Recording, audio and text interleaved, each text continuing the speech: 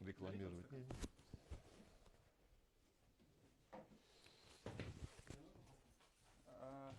Нет.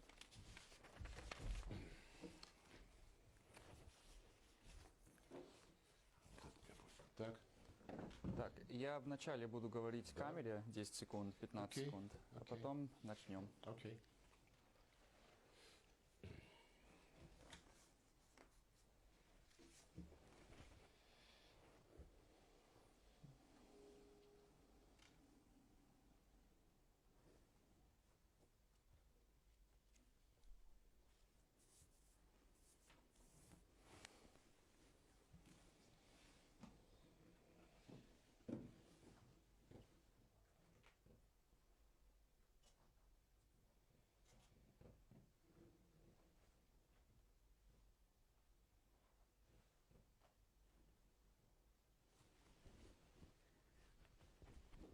Мгм.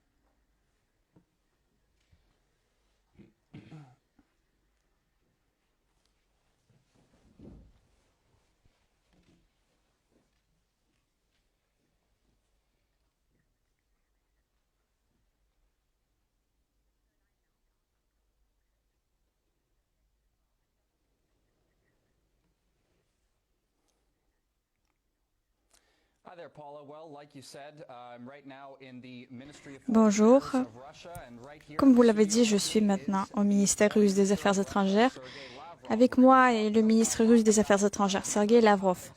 Aujourd'hui, nous allons beaucoup parler d'un nombre de sujets, notamment des sanctions, des laboratoires biologiques sponsorisés par le Pentagone en Ukraine, et aussi des projets de l'administration américaine d'utiliser les TikTokers dans la campagne de propagande contre la Russie. Tout cela dans quelques instants.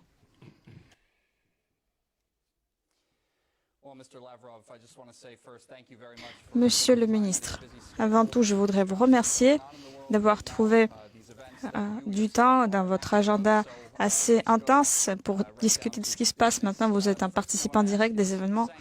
Passons directement aux affaires.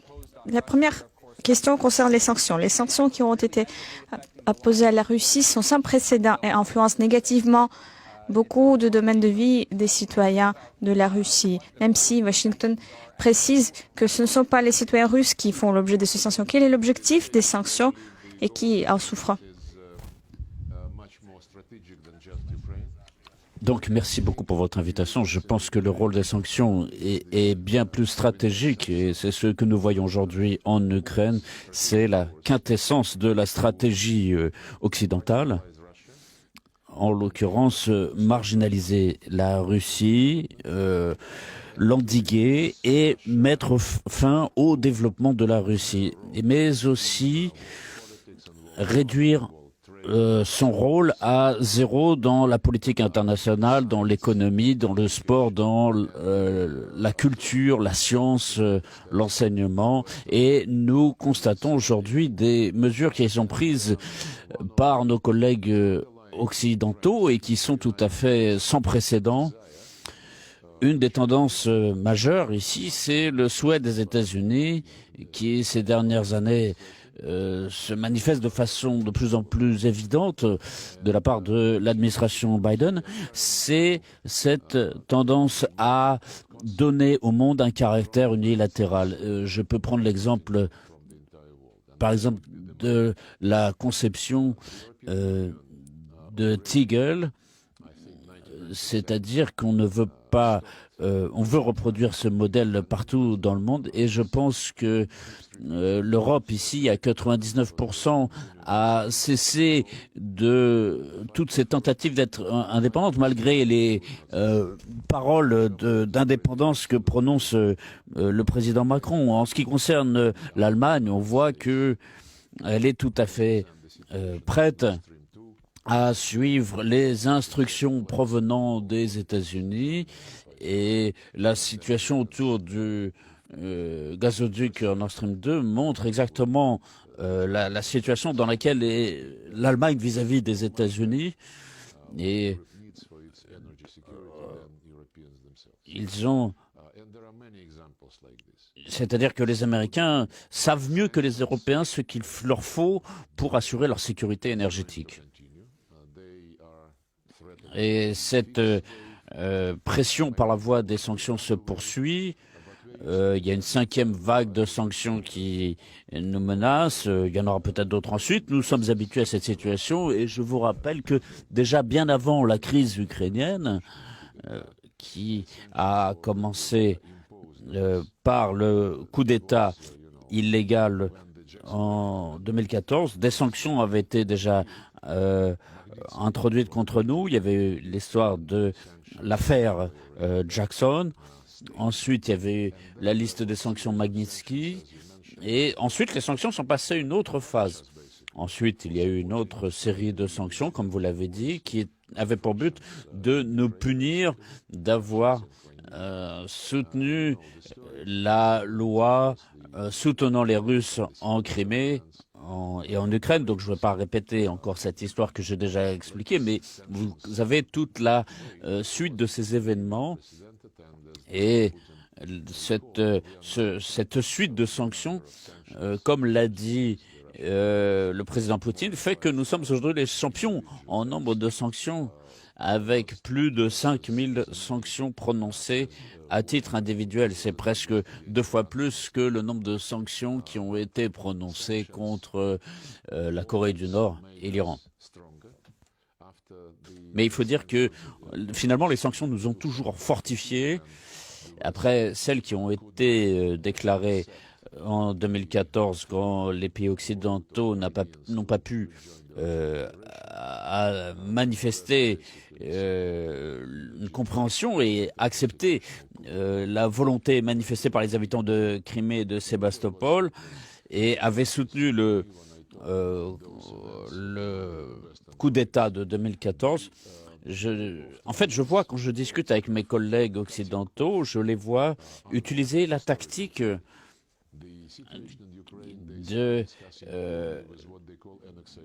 de refus de considérer les événements historiques. Pour eux, tout commence à partir de l'annexion de la Crimée, comme ils disent. Mais si on se souvient de ce qui se passait avant, c'est-à-dire que l'Union européenne n'a pas été capable de faire respecter les accords, puisque l'opposition avait rejeté l'accord qu'elle avait conclu avec les autorités sous l'autorité des pays garants. Alors il y avait Yarosh à l'époque qui en Ukraine proclamait une Ukraine sans Russes. Il avait dit que les Russes ne se sentiraient jamais libres en Crimée. Il défendait des personnes comme Shushkevich, Bandera, etc. Et il avait dit qu'il fallait donc chasser les Russes de Crimée. Ces propos avaient été prononcés bien avant que les Criméens décident d'organiser un référendum. Et donc il y avait des groupes armés qui avaient cherché à prendre le Parlement de Crimée. C'est comme ça que tout cela avait commencé. Donc parlons de l'initiative qui avait été prise immédiatement le lendemain du coup d'État.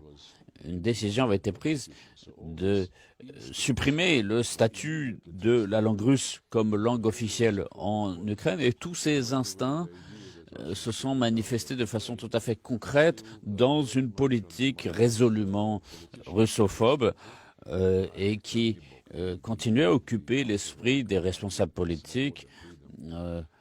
Prenons par exemple les citations de Oleg Tchernybok du Parti radical en Ukraine, et qui veut mener une dérussification.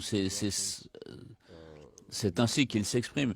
Et pour lui, cette dérussification, ça veut dire que ethniquement, les Russes ne doivent pas avoir leurs droits, que ce soit dans la langue, dans la culture, dans l'ensemble du pays.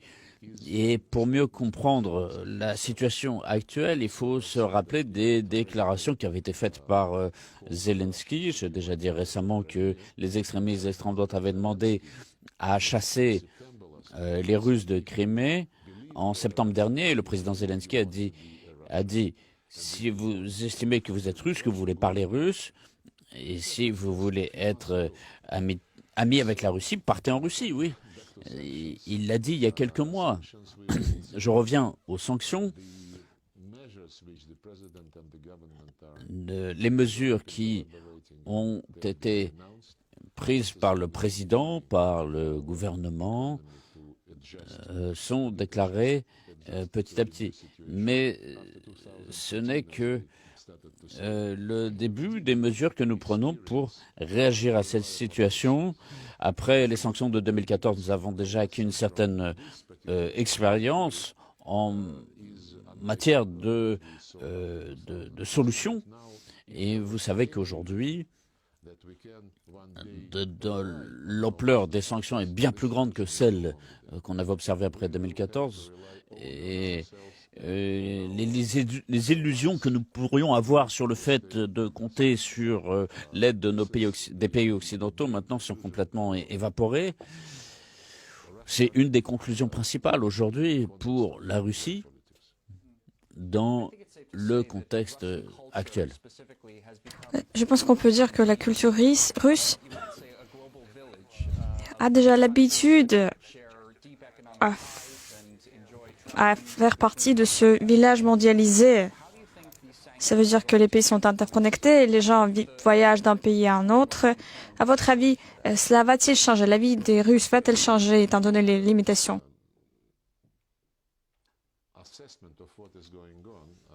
Comme je l'ai déjà dit, l'évaluation que je peux donner des événements actuels témoigne très clairement du fait que les États-Unis veulent un monde unipolaire. Ce ne sera pas du tout un village mondial, ce sera un village américanisé. Peut-être un salon américain où tout le monde danse sur la musique jouée par le plus fort.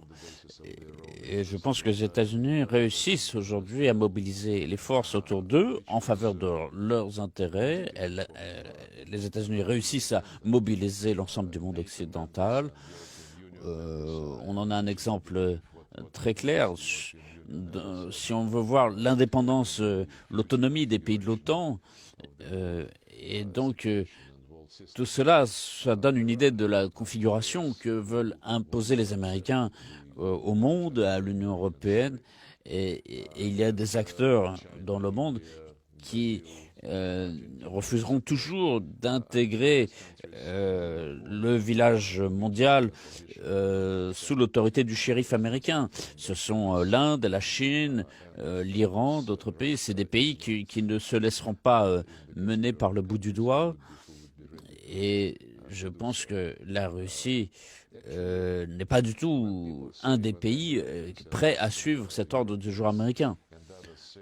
Par exemple, quand les Américains, les Européens, les pays occidentaux disent que la Russie a subi un échec à l'Assemblée générale de l'ONU parce que tout le monde a voté contre la Russie, c'est une erreur. Parce que si vous regardez la population qui est représentée par les pays qui n'ont pas condamné la Russie, et si vous regardez aussi le nombre des pays qui ont qui ont adopté des sanctions contre la Russie, vous voyez que qu'ils l'ont fait sous la pression des Américains, sous le chantage.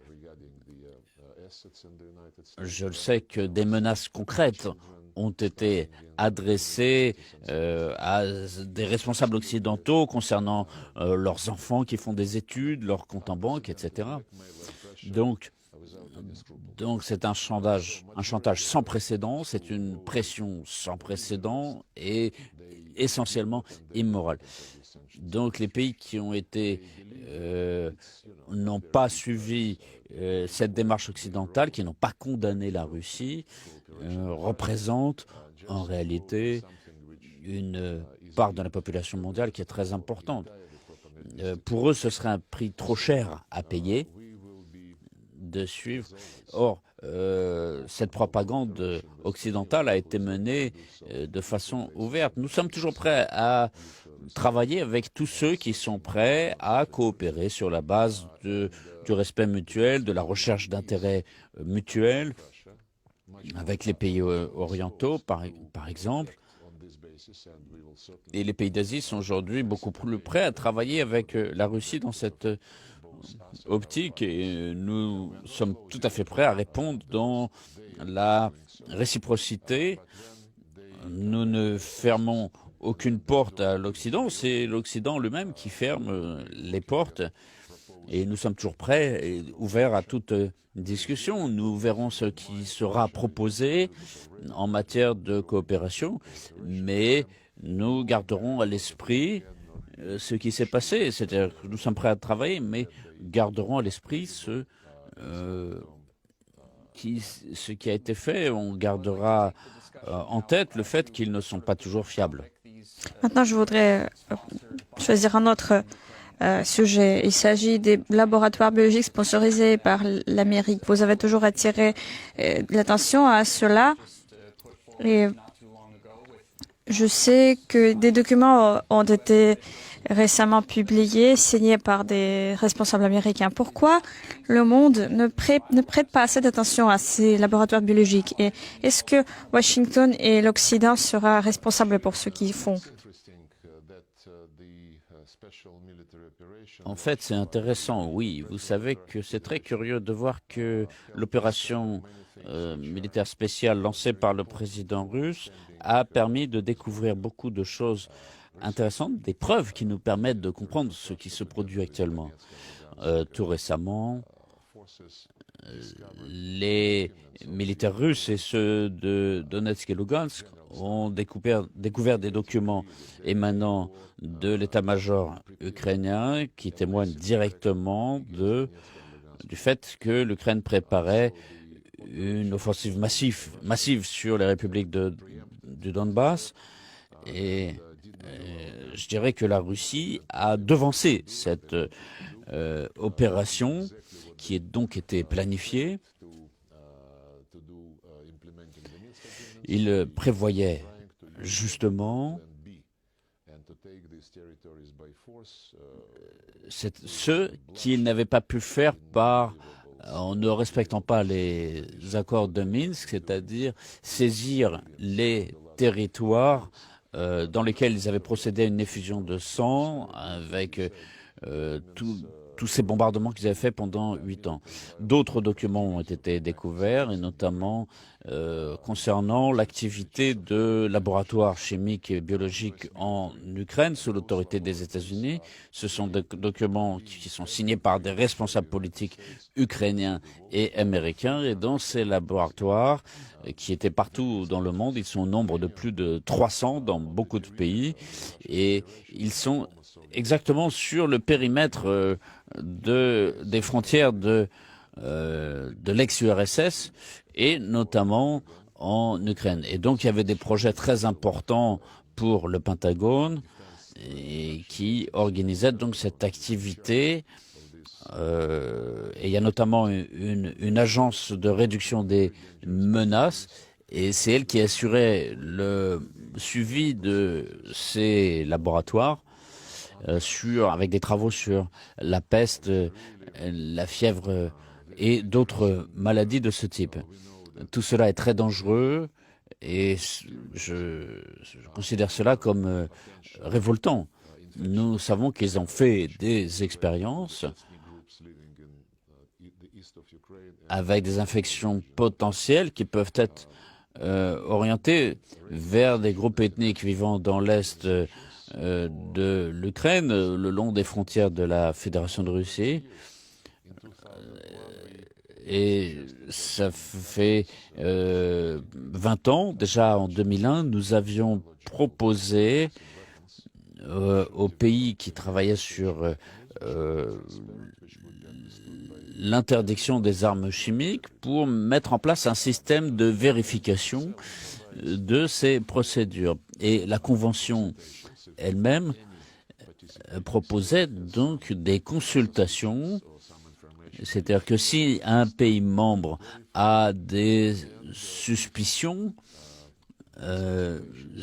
concernant l'activité de laboratoire dans tel ou tel pays, il fallait qu'il y ait des consultations et s'il y avait des preuves importantes, à ce moment-là, devait être lancé un mécanisme d'enquête. Mais ce mécanisme n'existe pas et nous voulions justement mettre en place un tel système qui assure une transparence dans l'activité de recherche en matière biologique. Et il y a quelques années, les Américains avaient décidé que c'était trop dangereux d'expérimenter tout cela sur leur propre territoire, avaient décidé de délocaliser ces recherches dans d'autres pays. Et de plus en plus, ils avaient concentré leurs expériences, leurs recherches sur des territoires situés autour des frontières de la Fédération de Russie. Nous allons donc insister pour que cette question de mise en place d'un tel mécanisme soit mise à l'ordre du jour. C'est une question de sécurité importante dans la mesure où c'est une menace pour l'ensemble du monde et ces rencontres au niveau de la sécurité ont été initiées par la Russie et justement le 18 mars nous insistons sur l'organisation de négociations pour la signature d'un protocole obligatoire de la Convention d'interdiction des armes chimiques pour obliger à plus de transparence pour tous les pays membres. Et je suis absolument convaincu que les Américains vont se prononcer contre, mais c'est une position qui est indéfendable. Et je pense qu'il y a de plus en plus de pays qui sont conscients du danger représenté par ces opérations. Revenons au rôle américain. On a parlé beaucoup du fait que Zelensky a appelé à livrer des armes dans ce pays, à créer une zone d'exclusion aérienne sur l'Ukraine. Mais Joe Biden a dit que ça ne pourrait pas se passer parce que cela, sans aucun doute, mènerait une guerre entre la Russie et l'OTAN, notamment les États-Unis. Pourquoi l'Ukraine cherche aussi désespérément de passer à un scénario pareil? Il me semble que l'Ukraine comprend qu'est-ce qu'on puisse penser des déclarations de Joe Biden. Et je pense que les Ukrainiens comprennent bien qu'il est absolument exclu de mettre en place une zone d'exclusion aérienne, de livrer des armes à l'Ukraine et entreprendre d'autres mesures qui pourraient provoquer une confrontation directe entre l'OTAN et la Russie. Et le président Zelensky le comprend bien. Il y a aussi des responsables politiques aux États-Unis qui comprennent bien, qui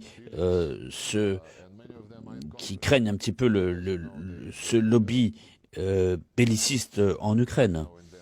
Comme vous le savez, régulièrement, ils adoptent des résolutions condamnant la Russie et il me semble que Zelensky espère que tout cela incitera le président américain à une logique de confrontation. Nous avons clairement fait comprendre que toute menace, tout chargement qui pourrait venir sur le territoire de l'Ukraine, qui sera un chargement d'armes, sera pour nous une cible directe. C'est très clair. Nous menons actuellement une opération dont l'objectif est de supprimer toute menace pour la Fédération de Russie. Cela fait partie de notre proposition que nous avions faite en décembre dernier, c'est-à-dire discuter des garanties de sécurité avec l'OTAN et qui auraient été codifiées sur la base des accords précédents il y a cette formule importante qui est aucun pays ne peut assurer sa sécurité aux dépens de celle des autres. Ils connaissent déjà notre position. Le deuxième point, nous discutons aussi de la défense antimissile et sur la barre de considération pragmatique, ils considèrent qu'on peut demander aux membres de l'OTAN de participer à la défense antimissile. Encore une fois, je dis que cette idée, il faut regarder que les systèmes soviétiques, les systèmes d'armes soviétiques de défense antimissile et aujourd'hui de production russe se trouvent conformément aux accords qui ont été signés entre les différents pays. Donc il y a des certificats d'utilisateurs qui ont été délivrés pour ces armements et ces certificats, nous ne pouvons pas les déplacer dans d'autres pays. Et ça, c'est tout à fait normal. Donc, il y a des normes qui ne sont pas toujours respectées par les pays occidentaux, puisqu'ils ont déjà supprimé un certain nombre de principes, tels que le principe de la présomption d'innocence. Mais aujourd'hui, ce qui est important, c'est que ces valeurs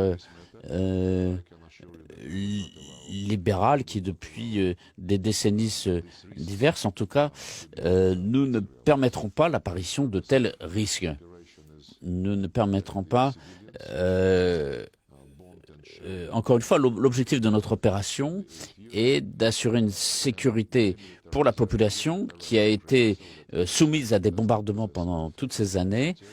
Et donc, nous voulons donc une démilitarisation de l'Ukraine pour que de ce territoire, il n'y ait aucune menace qui émane en direction de la Russie. Encore une fois, nous sommes pour que tout cela soit intégré dans une sécurité collective. Ça fait de nombreuses années que nous proposons cela. Il y a aussi l'objectif de dénazification. C'est notre exigence inconditionnelle. On voit que tous ceux qui encouragent l'idéologie néo-nazie, et nous voulons aussi la suppression de tout texte législatif encourageant les persécutions contre la population russophone. Cette population a fait l'objet de discriminations très très fortes en Ukraine. Maintenant, je voudrais passer à cette guerre d'information. Il y a quelques jours, la Maison-Blanche a eu un point de presse avec des TikTokers américains populaires en leur parlant de nouvelles rhétoriques anti-russes qu'il fallait propager. Que pensez-vous de cette nouvelle méthode et technique de propagande? Normalement, il accuse la Russie de désinformation et de ce genre de tactique.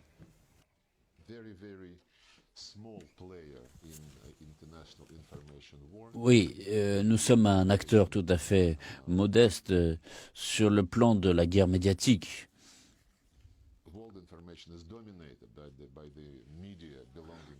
Dans le champ médiatique international, les médias américains et anglais ont une place dominante. Ils sont suivis aussi par les médias allemands et francophones.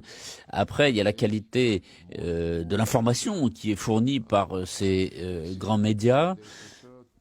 Prenons par exemple CNN. Ils préfèrent éviter d'écrire des articles d'analytique. C'est simplement des faits qui sont cités. La Russie est agresseur. La Russie assassine la population civile. La Russie utilise le doping dans le sport. Si on parle de TikTok et d'autres plateformes d'échange, Washington, en réalité, s'adresse aux enfants parce que en général, ce sont des jeunes garçons, des jeunes filles qui utilisent cela. Donc c'est très facile de leur laver le cerveau. Cela est profondément malhonnête et laid. Et si vous voulez participer à la concurrence médiatique, informationnelle, s'il y a une concurrence entre les médias, il faut de certaines règles. Je vous rappelle, en 1990, quand l'URSS était encore dans le domaine de la réflexion sur les valeurs humaines générales. Nos collègues occidentaux de l'OSCE étaient très actifs dans la promotion, et ils étaient soutenus par les autorités soviétiques, la promotion d'un certain nombre de documents sur la liberté d'expression, sur l'accès à l'information, et il y a un consensus qui a été adopté au sein de l'OSCE.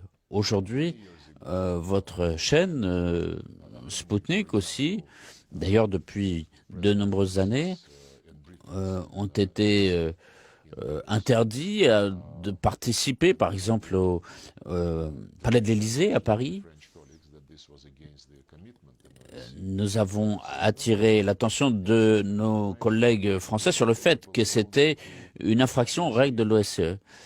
Ils avaient dit que le droit de l'information n'était applicable qu'aux médias et que RT et Sputnik n'étaient pas des médias mais des instruments de propagande. Et donc, c'était donc une infraction claire aux règles de liberté d'expression. Récemment, à Londres, il y a eu justement une conférence sur la liberté d'expression. Nous n'avons pas été invités. Les médias russes n'étaient pas invités.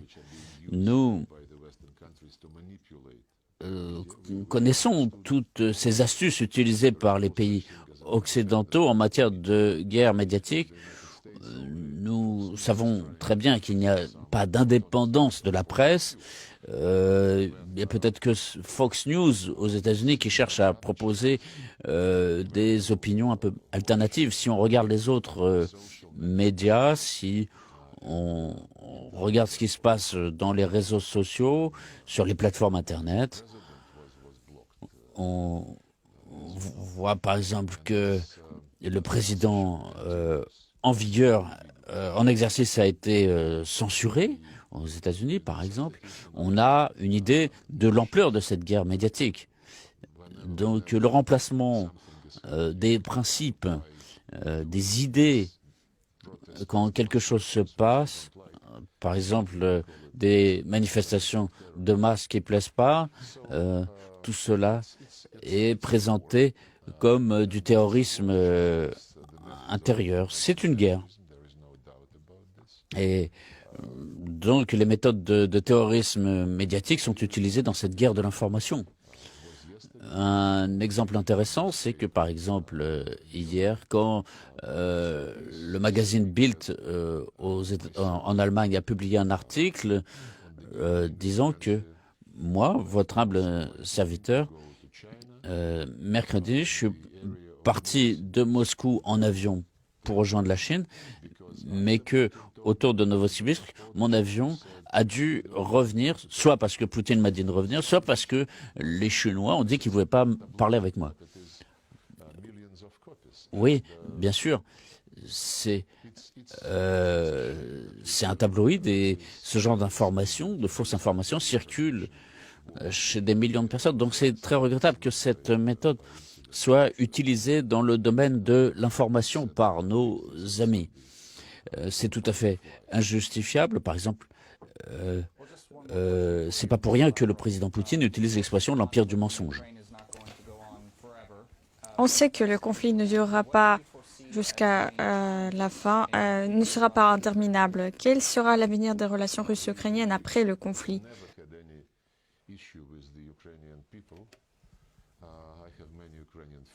Nous n'avons pas de questions contre le peuple ukrainien. Nous sommes deux peuples très proches, parents dans le domaine culturel. Quasiment tous les Ukrainiens parlent russe, ou s'ils ne le parlent pas, en tout cas, ils le comprennent. Nous avons une culture en commun, une histoire en commun, une perception de la vie, des traditions familiales dans notre société. Et il me semble, en tout cas j'espère, que cette situation anormale prendra fin, que nous retrouverons l'ordre normal. Cela va se faire petit à petit, ça ne pourra ne pas se faire rapidement, mais les efforts de nos collègues occidentaux tendent à faire de l'Ukraine une anti-Russie en utilisant différents instruments. Et comme l'a dit Vladimir Poutine, ces instruments sont connus, on les connaît depuis longtemps. Ils ont été enracinés assez profondément dans la société ukrainienne, notamment dans la jeunesse, après l'effondrement de l'Empire soviétique. Et donc ils ont été endoctrinés gravement. Donc des approches systémiques ont été utilisées. On a formé des officiers sur la base d'idées radicales, celles de Shushkevich et Bandera. Tout cela était fait dans l'optique de faire en sorte que ces gens n'aient jamais une attitude amicale envers la Russie et que les humeurs nationalistes soient utilisées pour renforcer la structure de l'État. Et dans cet objectif, il y a toujours eu la volonté que l'Ukraine ne soit pas amie avec la Russie. C'est ce que disait déjà Brzezinski dans les années 70, c'est que une Ukraine amie de la Russie, c'est très néfaste. Et donc cette conception s'est enracinée profondément dans la classe politique américaine. Donc il va falloir du temps pour se débarrasser de cela, de cet héritage négatif. Même actuellement, aujourd'hui, quand l'armée ukrainienne se bat, et cherche à faire durer en longueur cette crise, cela se fait parce que les dirigeants ukrainiens, à l'aide de conseillers américains et d'autres organisations occidentaux, ont formé l'armée de telle façon, en utilisant justement ces éléments extrémistes adeptes de Bandera, pour qu'ils dirigent, qu'ils aient des rôles dirigeants dans l'armée, et ces officiers terrorisent ceux qui considèrent que et considèrent que l'idéologie est essentielle. On a vu ici ce qui s'est passé à Mariupol, donc des dizaines de témoins qui ont pu échapper à l'enfer de Mariupol ont raconté que ces gens-là,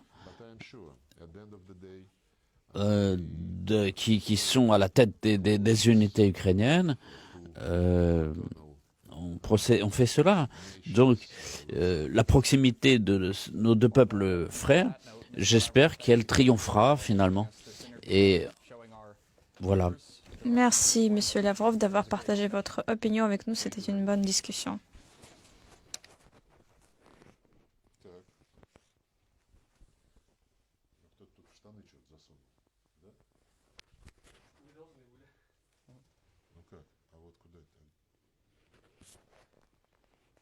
На полу лежит. Спасибо вам тогда. И вам спасибо, очень приятно было познакомиться.